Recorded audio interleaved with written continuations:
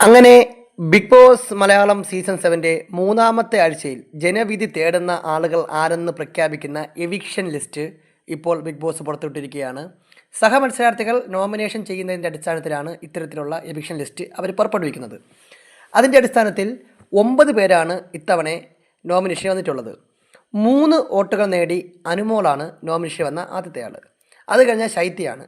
ശൈത്യയ്ക്കും കിട്ടിയിരിക്കുന്നത് 3 വോട്ടാണ്. പിന്നെയുള്ളത് നമ്മുടെ അക്ബറിനും 3 വോട്ടാണ് കിട്ടിയിരിക്കുന്നത്.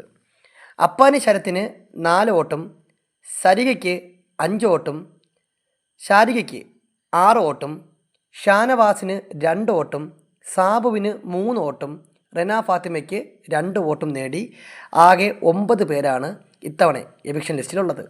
ഇതിൽ ആര് പുറത്താവും ആര് പുറത്താവില്ല എന്നുള്ളതിനെ പറ്റി ഒരു പ്രവചനം ഇപ്പോഴേ നടത്തുകയാണ്. ഇതിൽ 3 പേരുടെ അവസ്ഥ വളരെ പരിതാപകരമാണ്.